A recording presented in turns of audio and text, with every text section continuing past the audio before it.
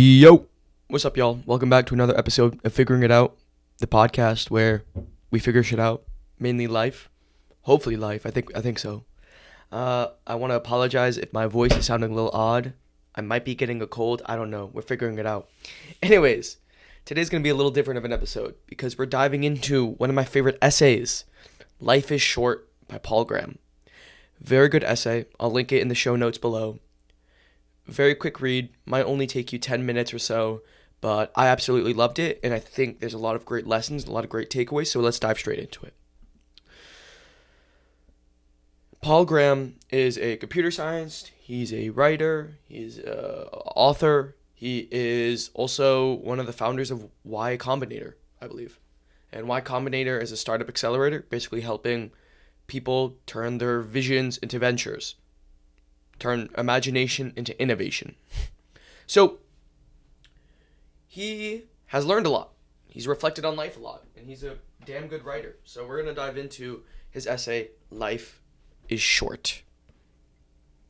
We're going to be starting with some passages that I'm going to read out loud. And then some sort of my musings about it. So without further ado, let's dive in. "Life is Short" by Paul Graham. Life is short, as everyone knows. When I was a kid, I used to wonder about this. Is life actually short, or are we really just complaining about its finiteness? Would we be just as likely to feel life was short if we lived 10 times as long? Since there didn't seem any way to answer this question, I stopped wondering about it. Then I had kids. That gave me a way to answer this question. And the answer is that life actually is short. And I think the first thing that's really interesting about that, so that's the end of the thing, the little passage. I think what's really interesting is for Paul, what made him realize life was short was this sort of life-changing event in which you kind of are forced to zoom out and look at, the human condition, look at your life from a eagle-eye perspective. For him, it was having kids.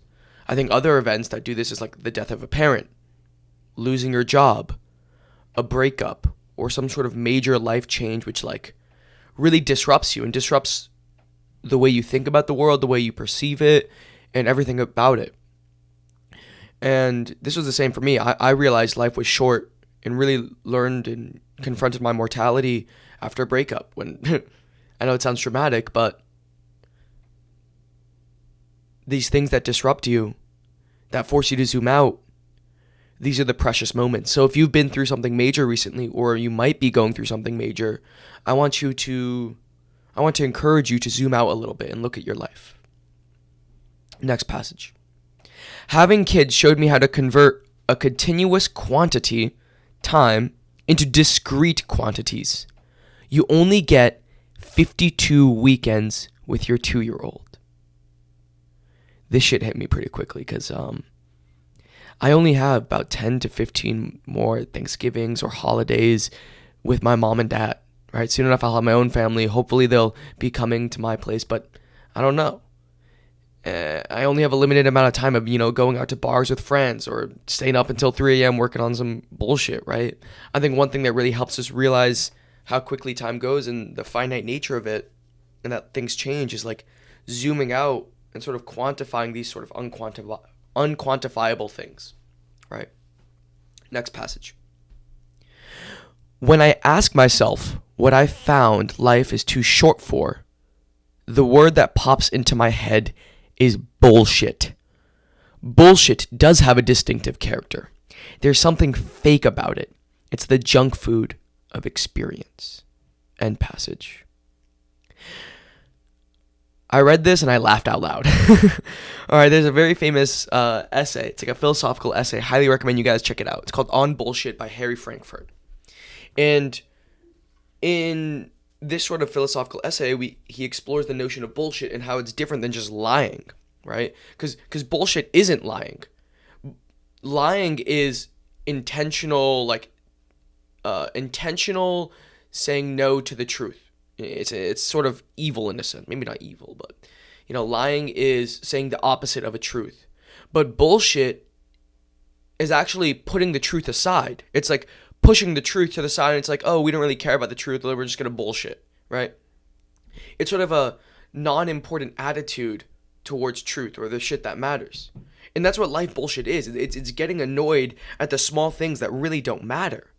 Things like the train being late, like your roommate that forgot to flush the toilet, or getting pissed off at the weather. Like, what? Why are you gonna get pissed off at the weather? Like, yes, it's cold out. Yes, it's snowy. But like, why are you gonna get pissed off at that?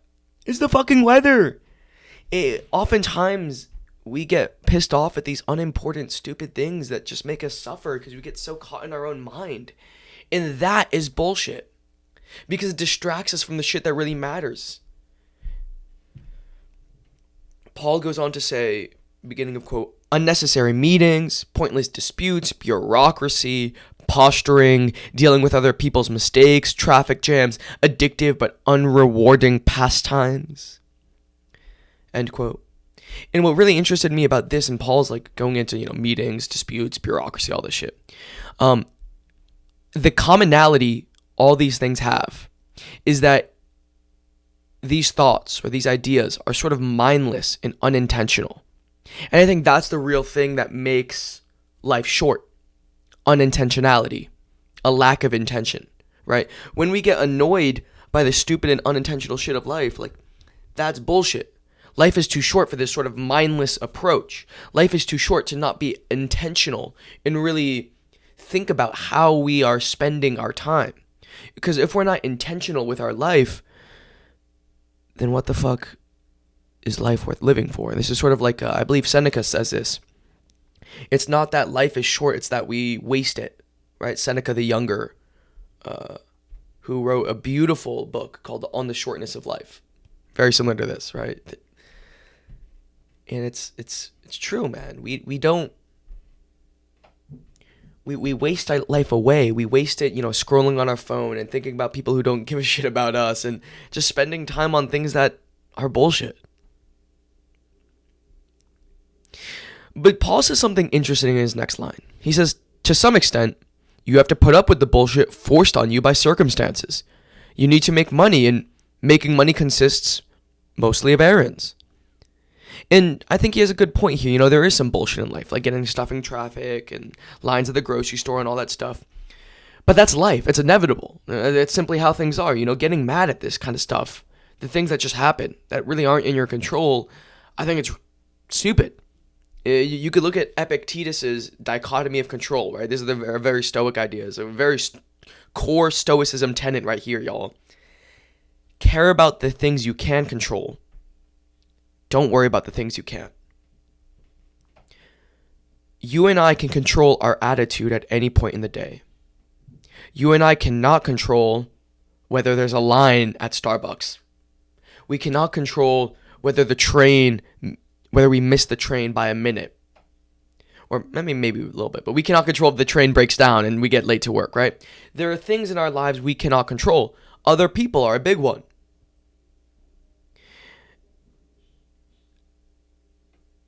So don't worry about that shit. Don't get caught up on the things you cannot control. Paul goes a little bit deeper into this next passage on bullshit in organizations. The amount of time you have to spend on bullshit varies between employers. Most large organizations, and many small ones, are steeped in it. But if you consciously prioritize bullshit avoidance over other factors like money and prestige, you could probably find employers that will waste less of your time. And I think this is such an interesting, end quote. I think it's really interesting because there's bullshit in the workplace, right? That's just simply how it is, right? There's bureaucracy, there's this office politics, all this garbage and whatever. And instead of getting caught up in that storm, I think prioritizing what you care about and what really matters to you in a job is probably more important than prioritizing what everyone else cares about, right? I think most people, when it comes to jobs, they judge jobs by the paycheck at the end of the month or the prestige or the status of that job. But there's a lot of jobs that pay a lot, but also give you a lot of bullshit. I have friends who are in investment banking, and they tell me about it. Some of them love it. I would say most of them dislike it, though. And They tell me like the thing that they dislike about it, even though investment banking is very high prestige, it's high status, pays a lot. They say like, you're just a bitch. You have to deal with all the bullshit everyone gives you and you can't talk back. And if that's not bullshit, that's bullshit. That's bullshit. Unintentionality and meaningless garbage. Sorry, investment bankers. Not sorry. Also, shout out Trader Joe's maple espresso tea. This shit is beautiful.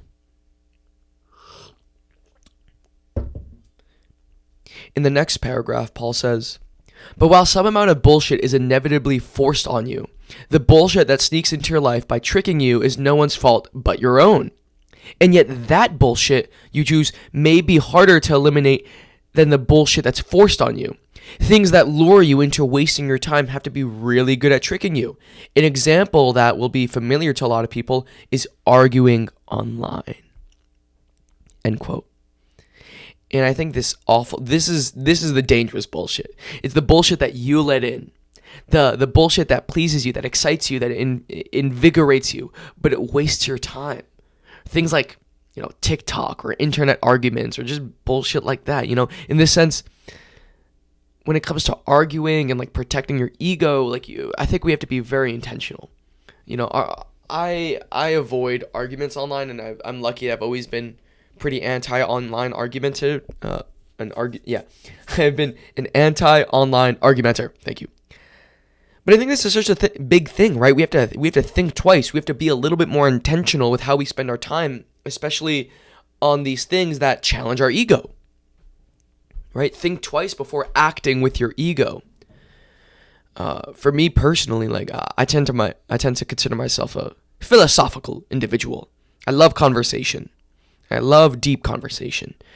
And sometimes I find myself in debate. Not argument, but debate. And it is during these moments I force myself to take a step back and figure out what really matters.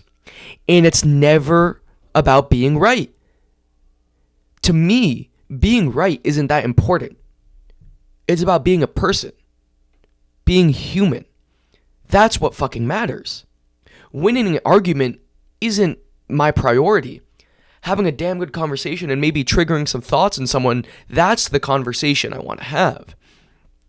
So when it comes to these things that really please the ego, like arguing online or arguing in person or scrolling on TikTok or eating cookies and chips ad infinitum, it's so important to think twice before just trying to please the ego, to be real intentional. I know I'm saying intention a lot, but I really think it's the mediator to which we apply our life energy. Intention is the medium in which we apply our attention.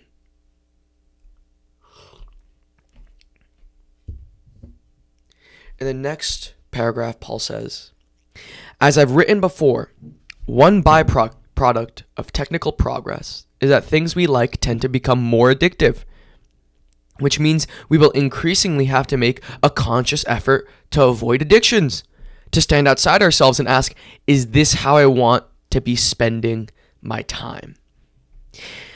End quote. And I think this is so interesting because I was talking with my friends about this a few days ago about how distractions have always been around, whether it be in the 21st century or whether it be in the Roman era or even the Sumerians, right? Really good food and drink and pleasure and sex and all this stuff has always been around, whether you're in the 20th century BC or the 21st century AD. Distractions have always been around. And I think with technology, things like phones, things like social media, things like endless entertainment, there is just such an ease to distract yourself with, such a frictionless environment to just go down some garbage. And I think as tech gets more addictive, as distractions become easier, we must be far more intentional and not hoard our time, but be very, very careful with how we use our time, right? If we're not mindful, I think unintentionality and this sort of tech addiction, it seeps into our life like pus oozing out of a wound. And when it comes to tech addiction, especially, because I think this is something we all deal with. Maybe not we all, but it's something I've dealt with. I really love the app OneSec. This isn't a sponsorship or anything. I'm not that cool yet. But before I open Instagram, I have to do a quick 3-second breath in and a quick 3 seconds breath out. And I get a little screen that pops up that says, "Do you really want to go on Instagram?" And if I do, I press continue and I go forward. If I don't, which is usually what it is, I say no and I tap out. And I think this 6 seconds of mindfulness before you're about to go in absolutely changes the game. Because I'm very used to the habit of just like mindlessly scrolling, especially the fact that, sometimes I'd be posting on social media. I used to do it quite often. So this short breath adds a bit of friction. And I ask myself, like, do I really want to go on this app? Do I really want to go on Instagram and scroll through some absolute garbage reels or see some stupid ass stories or stupid political takes on the internet? Like, no, I don't want to do that. So I say, fuck that. So just having these sort of barriers, these tiny barriers, such as like, I have a friend that whenever he wants to go on his phone, he has a little app called, I think it's called like Opal or something, or something like along those lines, which basically forces you to just be a bit more intentional. I have another friend that when he's studying, he puts his phone in the complete other side of the house. I think it's genius. It just makes it harder to succumb to those pleasures, right?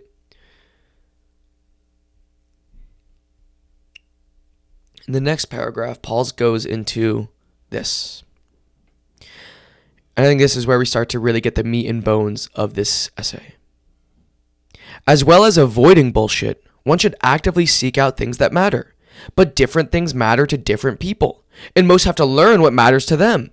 A few are lucky and realize early on that they love math or taking care of animals or writing, and then figure out a way to spend a lot of time doing it. But most people start out with a life that's a mix of things that matter and things that don't, and only gradually learn to distinguish between them. End quote. And what I love about what Paul is saying here is sort of this idea that I've had for a minute, which is we figure out what we really want by figuring out what we really don't want. Right? Like in order to find what we love, we must find what we hate. Maybe hate's a strong word, but dislike.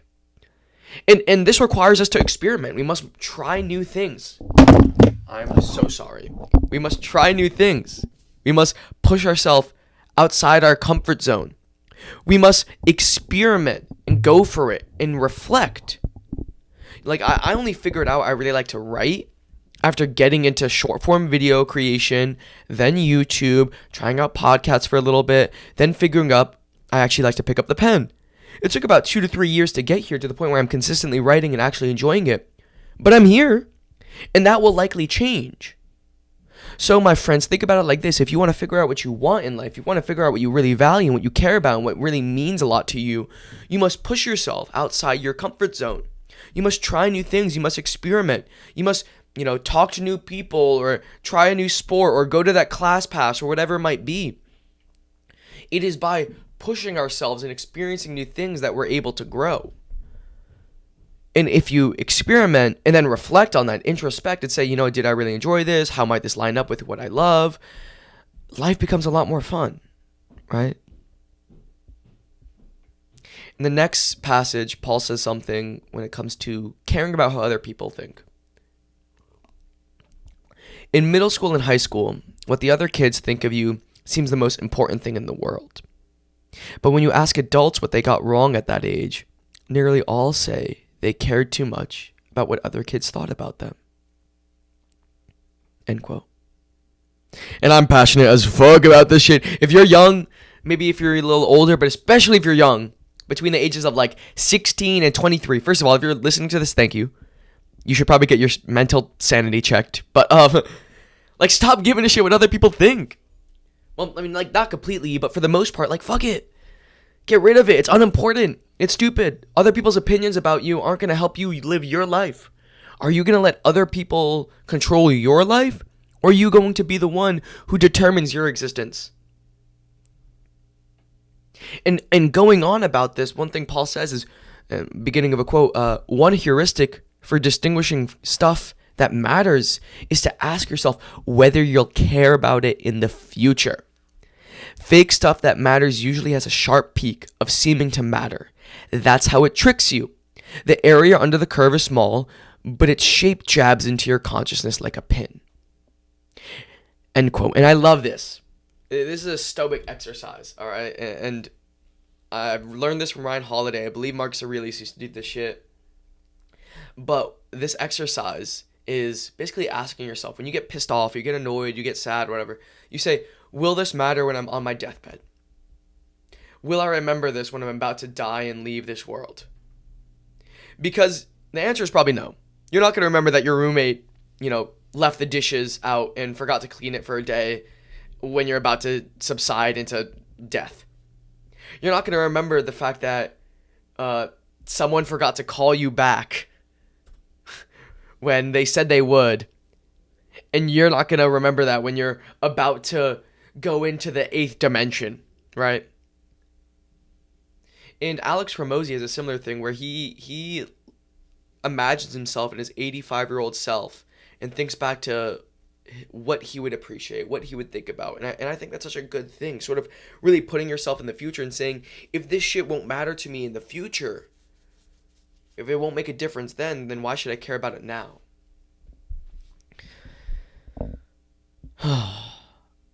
Yeah, man.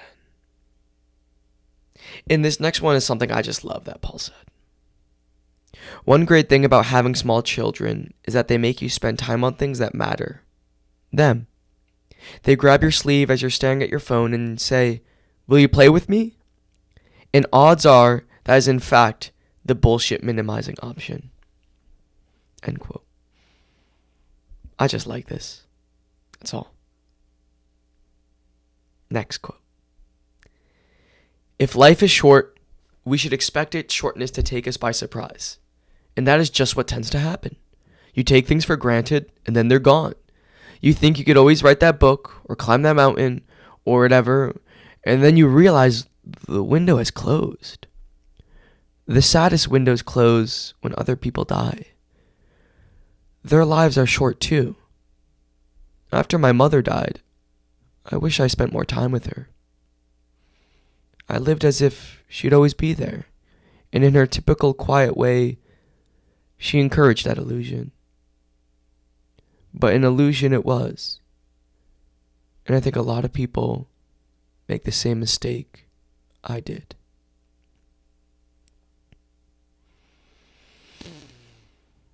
End quote. I'm not gonna lie, guys. I choked up when I was reading this. I love my mom a lot. Shout out, Mom. And I'm kind of scared, when she dies. And the rest of my family, but especially my mom, bro. I love my mom. And this made me think how the windows for adventures and this and that and activities, they sort of close up and then they're gone. Right? Our window for traveling around the world is a 20-year-old. Or our window for that career change. Maybe it's, you could change your career whether you're 20 or you're 70, but it's going to be a lot easier when you're 20.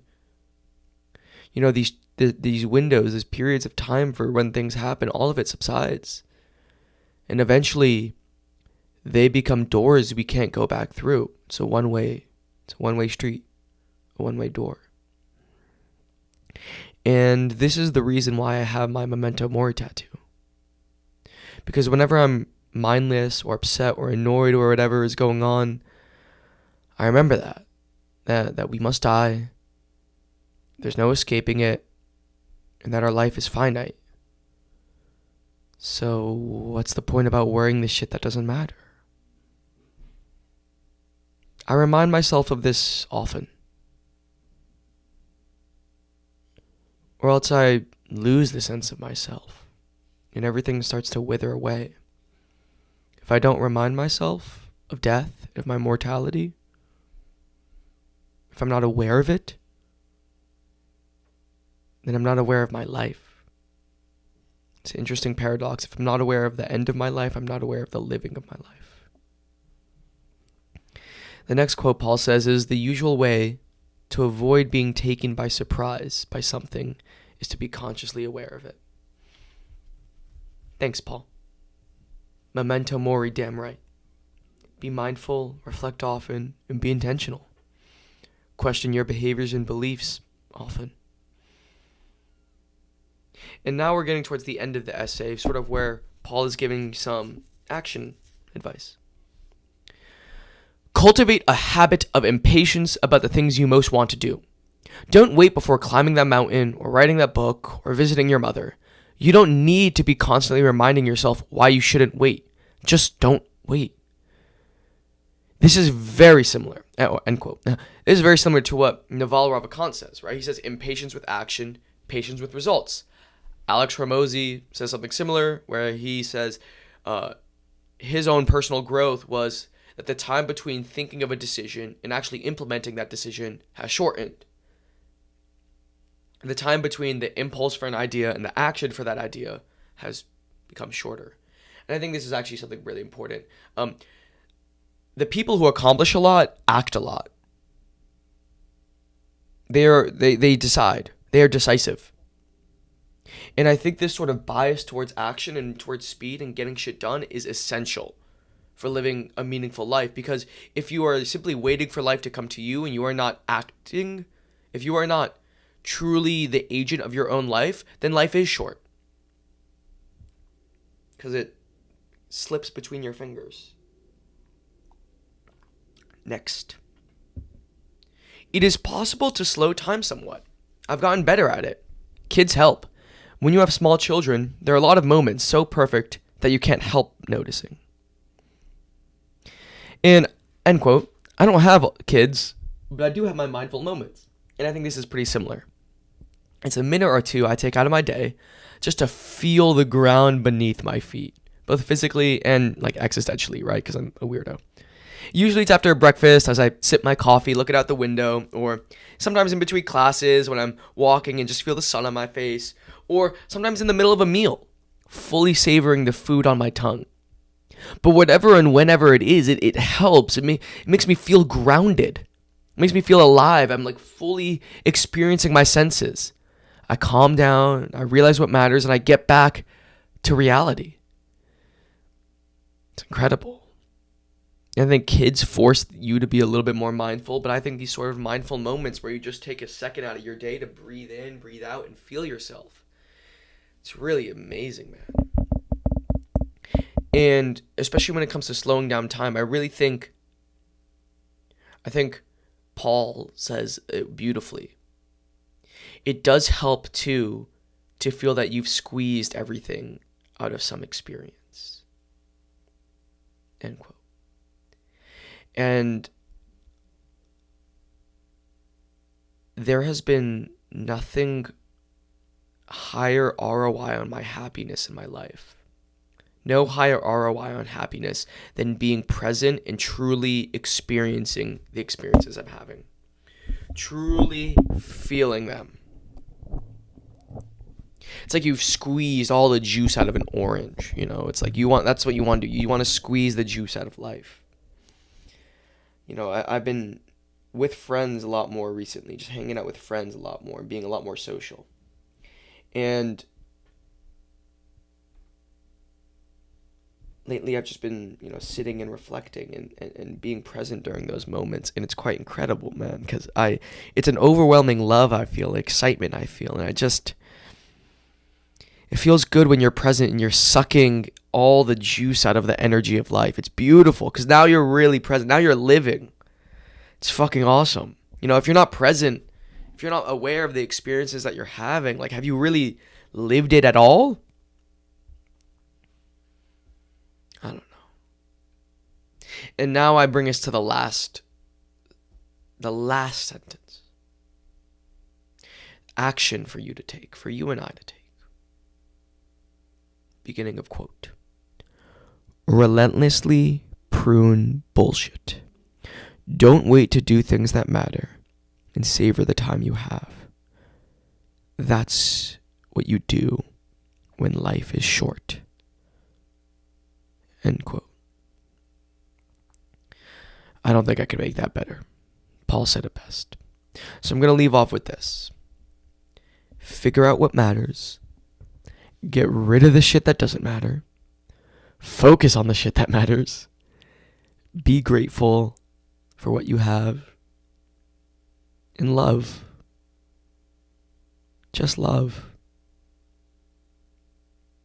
It's not that life is short, but it's that we often waste it. So please just be a tiny bit more intentional with how you spend your time and your energy.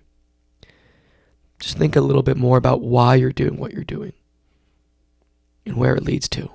And last thing is something I've really been doing, and I've been feeling so much better. Just love a bit more. Just love yourself more. Love other people more. Just love. Thank you guys. Take care. I'll see you soon. And have a great day. Memento mori. Do not forget that you will die someday.